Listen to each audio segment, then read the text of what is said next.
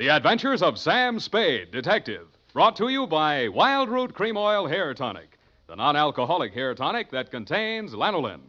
Wild Root Cream Oil, again and again, the choice of men who put good grooming first.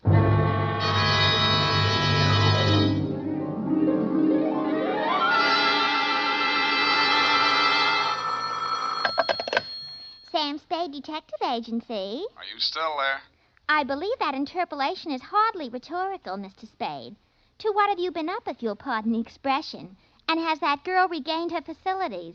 I wouldn't know, but her faculties are as good as ever, if you'll pardon the expression. Mr. Spade, sometimes I think you're a regular philanthropist. Don't you mean philanderer? How much money did you make out of that case? Well, I broke even anyway. That's what I mean. You're a philanthropist. Well, you know best, Bernadine. By the way, was that man really murdered with a buzzsaw, or was that just publicity? He really was, Bernadine. Why? There just happened to be one lying around. Oh, I don't mean that. Why was he killed? For the wheel of life. Oh, You're not going to ask what that is? some curio, no doubt. Listen, Bernadine, the wheel of life is, oh, well.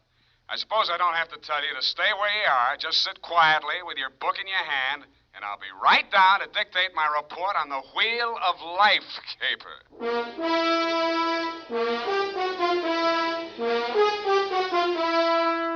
Dashiell Hammett, America's leading detective fiction writer and creator of Sam Spade, the hard-boiled private eye, and William Spear, radio's outstanding producer-director of mystery and crime drama, join their talents to make your hair stand on end with the Adventures of Sam Spade.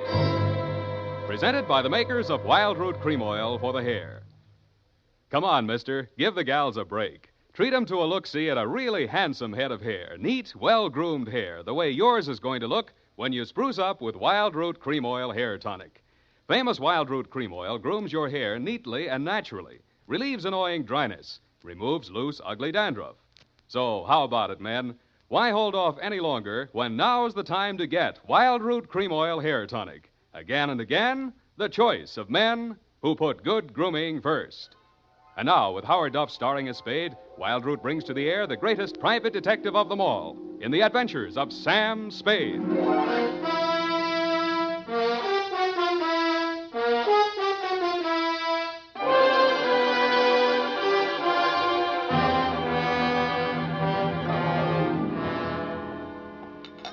I went down to St. James Infirmary to see my baby there. Ready, Bernadine, little flower? I'm way ahead of you. Keep it clean. No more than 3 erasures per page. Okie dokie? Doke. I mean date. Oh, I'd love to. July 11, 1948. To Detective Lieutenant Dundee, Homicide Detail, San Francisco Police. Subject, the Wheel of Life caper. Now, don't go away, Bernadine. I don't know why these things always have to happen to me. Under private detectives in the San Francisco Classified Directory, they're listed somewhere in the neighborhood of 60 agencies, several with large display ads. But somehow she managed to find me. It's all so strange, Mr. Spade. I hardly know where to begin. Well, the beginning is always a pretty good place to start, Miss O'Farrell. Yes, the beginning. It was like waking out of a nightmare you can't remember. Everything seemed out of proportion. Even the buildings along the street seemed to be leaning at a crazy angle. And then I realized I was traveling down a hill. I looked wildly around for something to help me get my bearings, and there was a street sign, O'Farrell. It stuck in my mind, so I gave it to your secretary when she asked for my name. Uh-huh. What's your real name? I don't know. I don't know who I am, where I came from, or where I'm going. Mr. Spade, I'm so frightened. Now, wait a minute. A lot of people suffer from temporary loss of memory. Most of them recover. But amnesia is a sickness, and I am not a doctor. Oh. And you won't even try to help me? Well, I can give you the name of a good head doctor right here in the building. There's also missing persons. Oh, but I'm not a missing person. I'm right here. Yeah, I mean, where you aren't, somebody might be missing you, n'est-ce pas? But the police... Oh, I'd rather not. I might be wanted for some crime. How do I know? You sure you want to find out? Oh, yes, I do. It's terrible not knowing. But I want to find out for myself. Can't you understand that? What do you think I can do for you? You might save my life. From what? I'll try to tell you exactly how it happened. First, I looked at my watch. It was 3 minutes past 10. The cable car stopped at the corner and a man got on. I couldn't remember ever having seen him before, but then I couldn't remember anything. He sat down beside me and he caught hold of my arm. I tried to pull away. Well, you can see the marks where he... Yeah. Well, who was he? He acted as if I were... I think I know what you mean. Did you find out who he was? No, I was too frightened to speak. What did he say? He sort of growled it out of the side of his mouth, but it sounded as if he said, Lathrop wants to see you. Mm-hmm. You remember anybody named Lathrop? I can't remember anything before 3 minutes past 10 this morning. Well, let's go on with since then. The guy grabbed you, said somebody named Lathrop wanted to see you, and then what? Well, I went into a panic. I managed to jerk away from him, and I jumped off the moving car, and then I looked in the classified section, and I found you. Why me? I don't know. The name, I guess. A spade to dig up my past. Please, Miss O'Farrell. Do you think I'm very silly? No, I think you're very beautiful. I wish you could remember whether you're married or not. Oh, no. Well, at least I have no wedding ring. What have you got? I mean, besides what's visible. Well, I couldn't find much of anything. I went over my clothing. There don't seem to be any marks of any kind. Oh. Well, you got any money? Well, a little over $300. Let's have it. The purse, too. All right. Lipstick, aspirin, bobby pins, Kleenex. Nothing here that couldn't have been bought in any drugstore. Powder. Hey, what kind of powder is this? Then there was this in my coat pocket. A match folder. Sailor's Rest Bar, Hotel Calcutta, 1100 Embarcadero. Little number written inside. 120. What's that, a room number? I don't know. My purse, you have to destroy it. Here's $10 of your own money. Buy a new one. Wow. Did you find something? Coin, Chinese bit. Good luck piece, probably sewn in by whoever made it, maybe in China. That ring any bells? No. No, I'm afraid not. Shoe. What? Your right shoe. Let's see it. Take it off. You aren't going to tear it up the way you did the purse, are you? Dust. Plaster dust. Is that a clue? I don't know, is it? I'm not a detective. Well, you are in this case, baby. If it doesn't mean anything to you, it doesn't mean anything. Well, it doesn't. And that's everything. What am I going to do? Well, let me see. First, we better give you a name. O'Farrell's all right. You look like, Lana would do, but, no, that's in use. How about Poppy for forgetfulness? Poppy O'Farrell. That's a funny name. Oh, you think so? Huh? I think I like it. You do? I think I like you, too.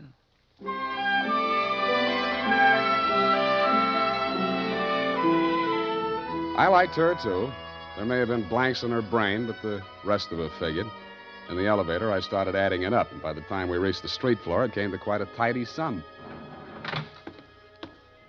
Where are we going, Sam? Far, I hope. But first, we're going to find you a place to stay. Oh, yes, we must be practical. No use overdoing it, huh? Oh, no, Sam, I didn't mean... Wait.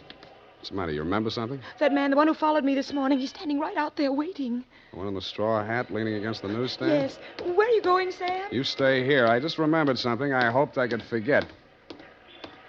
Hello, Shuggy. What brings you back to town? Do I know you? That doesn't matter. I know you. The name you were using when you blew this town was Shuggy Bellows. You wouldn't take the risk of showing your face here again unless the caper was worth it. You got a big nose. Keep it clean. You've been tailing that girl all day. Why? Dame? What dame? Who's Lathrop? I don't remember. Okay, I'll give you a chance to think it over. Hey, officer! You dirty shamus yelling. No, no, you don't. Come here. Here, now, what's going on here? Break it up. Oh, Mr. Spade. Is this fella giving you trouble now? Yeah, what kind of a beat are you pounding here, Clancy, letting a cheap grifter like this walk around with an armpit full of gun? Or are they handing out permits to characters like these days? Well, now, how about that, son? Have you a permit now? And a goop copper. Oh, so one of them clever lads he is. Well, come along, me bucko, before I lose my temper and give you your lumps now. Stop, okay, fellow. I'm coming. That's better now. Much obliged, Mr. Spade. I'll pay you for this, shamus. And a goop to you, too.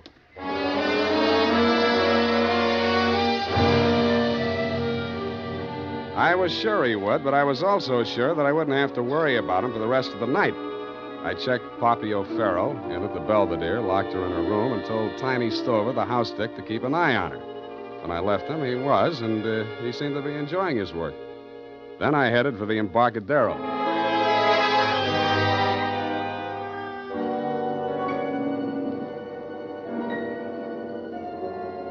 I found the Hotel Calcutta, but I couldn't find the lobby. There wasn't any. It had been squeezed out by the Sailor's Rest Bar. So I tried the bosun-type bartender. Howdy, mate. You got business aboard? Yeah, where do I find the purser? Hey, went ashore. All the officers went ashore except the janitor. He's passed out in his bunk. Oh? How about the passengers? You're in the thick of them right now. They spend most of their time and their money right here. Which one belongs to 120? You a dick? Yeah, but I got $10. Well, what I can tell you ain't worth it, but thanks anyway. He stayed in this cabin. I only saw him at once. That's when he went ashore. I says to the deck steward, that's room clerk to you, who's a general. He says, name of Corolenko. I noticed him because he was a real creep, see? 6'4", a solid brass. His head stuck up in the air, and he didn't move nothing from his stern to his shoulders. A real Frankenstein. Do I keep it then? Yeah. Do I get a look at his room? Yeah, sure. Go ahead. Who's stopping you?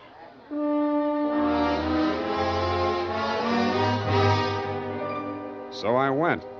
Nobody stopped me until I opened the door to 120. Then I stopped myself. It was an inside room with one small window and an air shaft, but it looked as if a flurry of snow had blown in. The floor and the rest of the flat surfaces were sprinkled with a fine, dirty white powder. It wasn't snow, it was dust, plaster dust, like the stuff I'd found in Poppy's handbag and on her shoes. I shook the place down, not expecting to find anything. I didn't until I opened the wardrobe.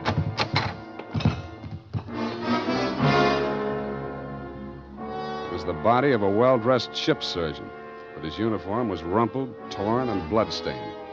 From the look of him, his throat had been cut. I wondered if Poppy would be able to jog her memory that far back. When I found the murder weapon, I hoped she couldn't. I really did. It was not a knife. It was not even a razor. It was an electric buzzsaw. That tore it.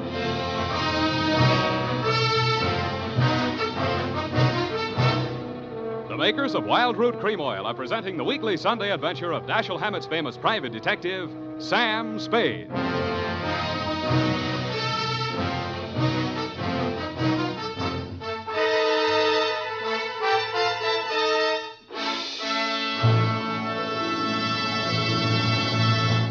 If you want the well-groomed look that helps you get ahead socially and on the job, listen. Recently, thousands of people from coast to coast who bought Wild Root Cream Oil for the first time were asked, how does Wild Root Cream Oil compare with the hair tonic you previously used? Better than 4 out of 5 who replied said they preferred Wild Root Cream Oil. And no wonder. Wild Root Cream Oil grooms the hair neatly and naturally, relieves annoying dryness, and removes loose dandruff. What's more, non-alcoholic Wild Root Cream Oil is the only leading hair tonic that contains soothing lanolin. So ask for Wild Root Cream Oil Hair Tonic. Again and again, the choice of men who put good grooming first. By the way, smart girls use Wild Root Cream Oil, too. And mothers say it's grand for training children's hair.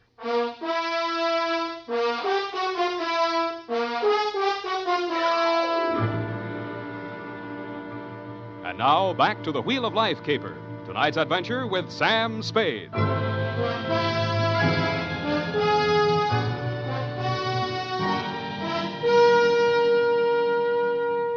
Times being what they are, I could use a little publicity. And so could you, Lieutenant Dundee, what with the elections coming up and you with no promotion all these years.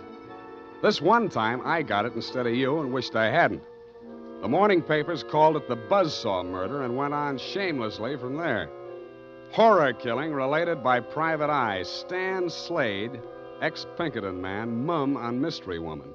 Elderly sleuth, dodges photographers, denies hotel visit, was in bed with Apple and good book, says Peeper. There wasn't a word of truth in it, mainly because nobody could get at the facts. I wasted most of the day down at headquarters trying to find out what name Shuggy Bellows had been booked under. Then I dropped in at the Belvedere. Poppy had checked out. I decided to go back to my office and drink poison. I hardly got the desk drawer open when a sobering influence walked in. It was a Mr. 6'4" of solid brass. The Frankenstein who'd been described to me by the bartender as the occupant of room 120. Excuse me. I am Corolenko. Please, I shall sit down. I am so heavy. Make yourself at home. Oh. Mr. Spade, Slade. Excuse me. I am so heavy. I am Corolenko. So you told me. I am really Spade myself. So, why are she hiding from me? Who? That girl, Miss Paget. Her, I am paying 1 month in advance, $300 American. Me, she have dessert. I am not rich, only moderately wealthy. But you understand, it's not question from money alone. That ship's doctor, he was most kind to me. He cared to me even after I arrive. Now he are dead for his pains, his dirty trick. Yeah, I know how you feel. Now, if you'll take it a little easy, I think we'll get farther. You say this girl's name is Paget, and she traveled with you. From Macau, where she is the Florence Nightingale for Portuguese hospitals, forcing me to employ her, all others being Chinese nuns. That figures. You sick? No, only I am so heavy. They are breaking my back in traffic accident, rickshaw collusion. You're wearing a plastic cast? Yes, like a turtle, I am closed with my neck sticking out. Look, see? Now it is better as before. The ship's doctor trimmed the rough edges with buzzsaw. Buzz, buzz, buzz, I can walk. But it's like suit from armor, for which I alive. Look.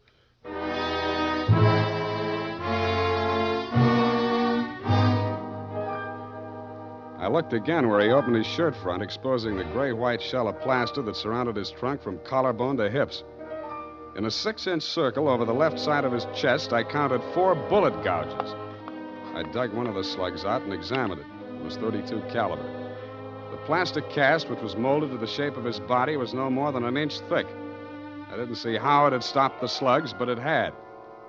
About then, the parts of Corolenko that were not held rigid in the cast began to tremble violently. Why are they doing this? Why? To a virtually helpless man. Why, Mr. Spade? Why? Where did you have that cast put on? Don't I said Macau? The Portuguese hospital there? The same. They are hanging me up with the neck and plastering me. Comes great pain, they put me to sleep from anesthetic. I are waking up in ambulance arriving at shipboard. Why you wish I should tell you my operation? More important things we should be discussing. I think so, too. I think Miss Paget and her friends had something they wanted to smuggle out of Macau and into San Francisco, and you're it. Oh, excuse me. I am not comprehensible. Look, I mean, while you were out with the anesthetic, they planted the goods, whatever they are, in or under your cast. Oh, that is why I am so heavy. The wheel. The what? The wheel. Look, I show you. He hauled a manila envelope out of his overcoat pocket and waved it in my face. I took it over to my desk and fished out the contents.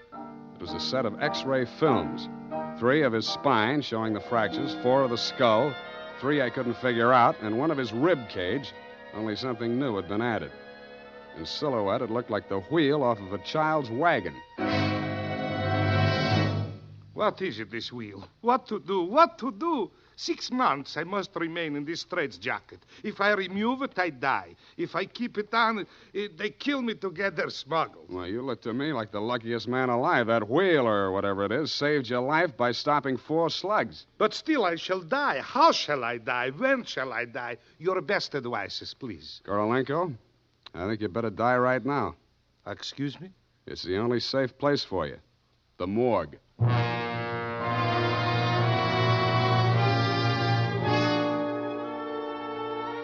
I called my friend Maxie the morgue man, gave him pitch number 137596. He agreed to play along.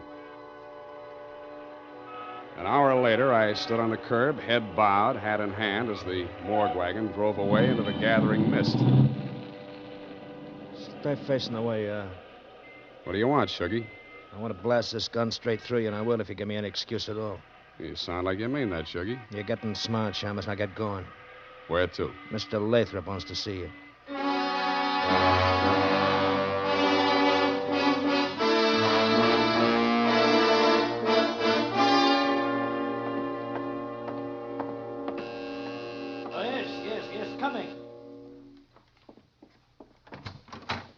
Shuggy, dear boy, you've not failed me this time.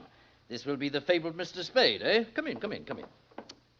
Ah, sit down, Mr. Spade. We'll talk. Tell your Gunsel to get that pistol out of my ribs. Oh, yes, indeed, Sugar. You mustn't overdo it. And get him out of here. I'm tired and nervous, and my price goes up $1,000 every minute he's in this room. When I get to 10,000, I kill him. Then the price jumps to 100 to take care of me on a murder rap. I should ought to plug you downstairs. Come, Sugar. Don't be ungracious. You wait in the other room now. Okay, it's your party. I get mine later. Oh, dear. His bite's much worse than his bark, Mr. Spade. Don't start boring me so early in the evening. I came here to talk about the wheel. Oh, so you know about the wheel. I do better than that. I've got it. That may well be, but do you know what to do with it? I got two possibilities. I can turn it over to the cops and you with it, or I can sit on it until it hatches. A quaint conceit, sir. Round and round the little wheel goes, and where it shall stop, nobody knows. That's where you're wrong. It stops right here. So you better start placing your bets. Just what do you mean by that, sir? There's part of it. What is it? It's one of the slugs you Gunsel threw at Corolenko. I got 3 more just like it that I dug out of him before he was carried to the morgue. Well, an advantage, I'll admit, but hardly worth your while to take advantage of. Don't be too sure of that. Just how much do you know about the wheel? So far, it's been worth 2 human lives to you at the risk of your own. That tells me all I need to know. Oh, no, not quite. Men have been killed in hold-ups for a few paltry sovereigns, but the wheel is a horse of another color. Let's not change wheel horses in midstream, Mr. Lathrop. Yes. You must understand that the wheel has no absolute definitive value. Monetarily speaking, the British Museum might pay close on to £5,000, hot as it is, for the privilege of returning it. Occidentals aren't the puka sahibs that they once were in the Orient. The theft of the wheel, if countenanced by the Western powers, would have most grave consequences. Most grave.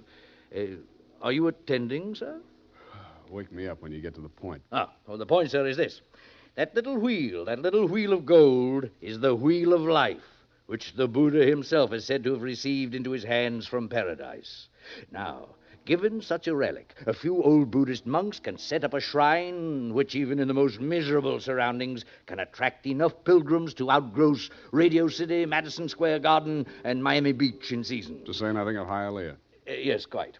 In short, we propose to act as booking agents for the wheel on a royalty basis with a percentage of the house. Mm-hmm. Why did you bring it to San Francisco? But good gad, sir. Were we to bargain in the Orient, we should be hacked to pieces in our beds. I'll settle for a lump sum and let you do the bargaining. And your price, sir? We can talk money later. First, I got to give the cops somebody for the doctor's murder and for Corolenko. Well, that ought not to be too difficult. When may I expect delivery? I'll check on it. I went down to St. James Infirmary. City morgue. Maxie, Sam Spade. Yeah, Sammy. Deal's okay. Send it up. The address is... Sam, wait. Yeah? Sam, he ain't here no more. What happened? Somebody claimed him. A girl. Said she's his daughter. What did he do? Went on playing dead like you told him to. Maxie, where did she send him? Avalon Mortuary, corner of Lynch and Haight. Okay, by the way... Yeah, Sammy? Maxie, put some clean sheets in that morgue wagon, size 16. I may be your next passenger.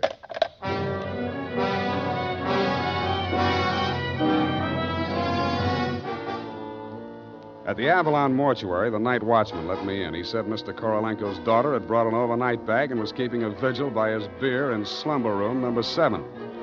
I approached on tiptoe. Just as I reached the door, I heard the most terrible sound I've ever heard. It was a buzzsaw biting into plaster. How deep, I didn't like to think. I did the first thing that popped into my head. I grabbed up a lamp from a console, smashed the bulb, and plunged it into a vase of flowers. As luck would have it, slumber room number 7 was on the same fuse box. As luck would not have it, I was facing a desperate woman in the dark. I hugged the carpet while she emptied her gun. I hoped she didn't have a spare. I forgot about the buzzsaw. The room lighted up momentarily from the lights inside my head, and I staggered back against the wall. I waited for her to get her bearings again. There was no hope of me getting mine. Then I heard a big, hollow thud. The whole room shook, and the lights went on. Poppy O'Farrell and/or Paget lay on the floor under the stony weight of Corolenko plus 60 pounds of plaster. Get up! Get up, you crushing me. I can't. I am so heavy. You comfortable there, Corolenko? Comfortable in such situation? Do you ask the turtle? Are he comfortable? Is Faker on bed of nails? He's equally here as elsewhere. Yeah, okay. Just hold her there until I get a statement. And he did. Item, statement by the aforesaid. It was like waking out of a nightmare you can't remember. Everything seemed out of proportion. That was Even her the buildings story, along and the I streets had to admire the way she stuck to it. But if you keep trying, I'm sure she'll get back enough of her memory to confess that she planted the wheel of life in Corolenko's turtle shell when she decided to double-cross Shuggy and Lathrop. They never tumbled to her hiding place. They were gunning for Corolenko because they thought Poppy was working with him, which was true in a way, but not the way that they thought. That's why they tortured the doctor in an effort to learn Kay's whereabouts. I understand your boys have picked up the rest of the trio, and they can tell you everything except why I conceived the brilliant idea of having Corolenko play dead. Between you and me, amnesia's a handy little gadget to have around, Dundee. I'm trying to draw a few strategic blanks myself. Period. End of report.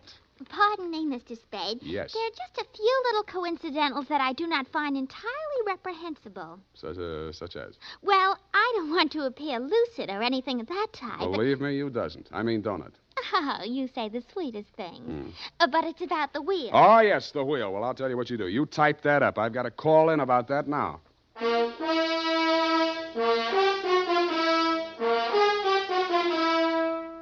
Tonight, when you're making out your must-do list for tomorrow, why not include a reminder to get Wild Root Cream Oil for the hair? Honestly, men, you'll be delighted with the neat, natural way Wild Root Cream Oil grooms your hair. The way it relieves that annoying dryness and removes loose, ugly dandruff. Just try it and see if I'm not giving you a good steer. Make a note right now to call at your drug or toilet goods counter for Wild Root Cream Oil. Get the big economy bottle and the handy new tube that's easy to pack when you travel. Also, ask your barber for a professional application of Wild Root Cream Oil Hair Tonic.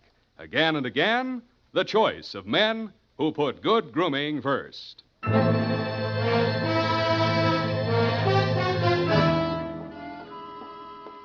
you ascertain the lowdown on the wheel of life? I certainly didn't. No, we won't know about that for 6 months. Because definitely, that plastic cast has to stay on him. Doctor's orders, you know. Oh, but I won't be here 6 months from now. You can say that again. But I won't be here 6 months from now. Stop repeating yourself. But you just said you can say that again. Yeah. Just as distinctly as if I was sitting here. Uh-huh. That's what I like about you, Bernadine. A woman of distinction. That's what you are. Well, if you want to take me dancing, why don't you just say so? Bernadine. It's leap year, and I always say discrimination is the better part of value. You are absolutely corrupt. Well, I'm glad I'm right about something. Good night, Mr. Spade. Good night. Now say if it kills me, sweetheart.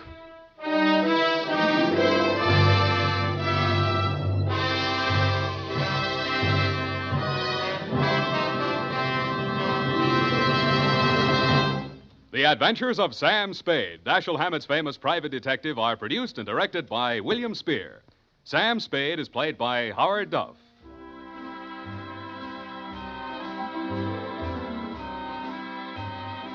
The Adventures of Sam Spade are written for radio by Bob Tallman and Gil Dowd, with musical direction by Lud Gluskin. Gil Dowd directed tonight's broadcast in William Spear's absence. Join us again next Sunday for another adventure with Sam Spade, brought to you by Wild Root Cream Oil. Again and again, the choice of men who put good grooming first. This is Dick Joy reminding you to get Wild Root Cream Oil, Charlie. It keeps your hair in trim.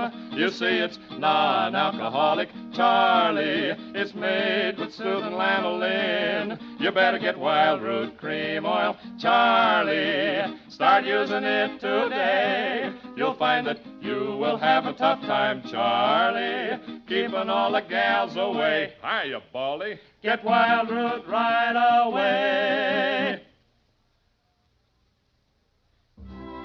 If you're thinking of volunteering for the U.S. Army or Air Force, here's a word of reassurance. As an Army and Air Force man, you'll become a skilled professional in a specialized field. The training you get will always be useful, not only in military, but in civilian life as well. This is CBS, the Columbia Broadcasting System.